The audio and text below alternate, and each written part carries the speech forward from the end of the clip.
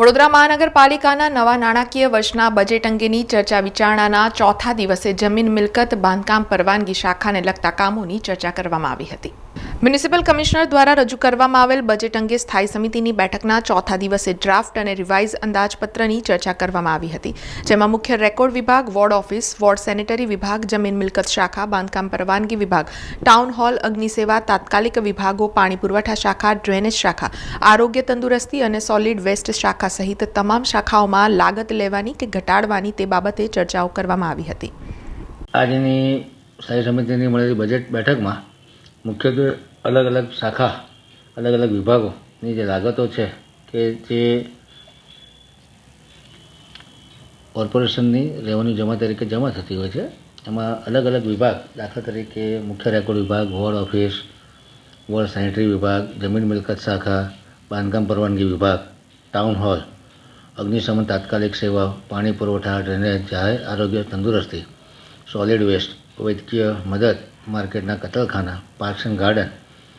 જૂ શાખા, ટુરિસ્ટ શાખા, swimming pool શાખા, જાહેર કામો, રસ્તા શાખા, ગુમાસ્તા ધારા અને સિક્યુરિટી શાખા, આ તમામ અલગ અલગ વિભાગની લાગતો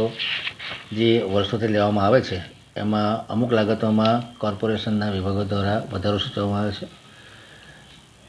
કોર્પોરેશનની સ્ટેન્ડિંગ કમિટીના સભ્યોએ દરેક લાગતોનો ચીવટપૂર્વક તલસ્પર્શી અભ્યાસ કરી અને જેમાં વધારવા જેવી હોય એ લાગતો વધારી છે, જેમાં ઘટાડો કરવાની જરૂર હતી એ લાગતો ઘટાડી છે. ત્યારબાદ જે કોર્પોરેશનમાં તસલમાત ફંડ એડવાન્સ પેમેન્ટ કરતા હોય છે અલગ અલગ ડિપાર્ટમેન્ટને, તાકીદના કામ હોય, જરૂરિયાતવાળા કામ હોય,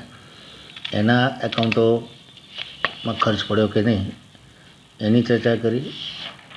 વડોદરા કોર્પોરેશનની આર્થિક પરિસ્થિતિમાં કોર્પોરેશન કેટલા રૂપિયાની લોન લીધી છે, બોન્ડના કેટલા પૈસા બાકી છે, બોન્ડની રીપેમેન્ટ મિકેનિઝમ શું છે, આ બધી બાબતોની આજે ચર્ચા કરવામાં આવી છે. કહેવાય કે ખૂબ સારી ચર્ચા થઈ રહી છે. વડોદરા શહેરના હિતમાં વડોદરા કોર્પોરેશનની આવક વધે અને નાગરિકોની સુખ સુવિધામાં વધારો થાય અને એક વિઝનવાળું બજેટ વડોદરા શહેરને મળે કે જેમાં અલગ અલગ આકસ્મિક સંજોગોમાં, માનો કે પૂરની પરિસ્થિતિ હોય, ફાયરની પરિસ્થિતિ હોય, વાવાઝોડાની પરિસ્થિતિ હોય, અને કેવી રીતે પહોંચી વળાય, વડોદરા શહેરના નાગરિકો રેઝિડન્ટ સિટીના નાગરિકો બને, વડોદરા સિટી સાચા અર્થમાં સ્માર્ટ સિટી બને, ગ્રીન સિટી બને, વધુ લિવેબલ સિટી બને, એ દિશામાં જે કોઈ પ્રોજેક્ટો મૂકવાના છે, જે કોઈ ખર્ચ પાડવાના છે, જે કોઈ જગ્યાએ ખર્ચ બચાવવાનો છે, આ તમામ બાબતોની ઝીણવટભરી અભ્યાસ કરી અને એ બાબતમાં ખૂબ કહેવાય કે સારા ડિસ્કશન થઈ રહ્યા છે, સારા નિષ્કર્ષ પર આવી રહ્યા છે. એકાદ બે દિવસમાં આનો ઠરાવ કરી અને જે સુધારા સૂચવ્યા છે એ આપની સમક્ષ રજૂ કરીશું. સમાચારોના સતત અપડેટ માટે TNN ન્યૂઝને YouTube પર સબસ્ક્રાઇબ કરી બેલ આઇકોન પ્રેસ કરો અને અમારી સાથે જોડાયેલા રહો Facebook, Instagram અને Twitter ઉપર.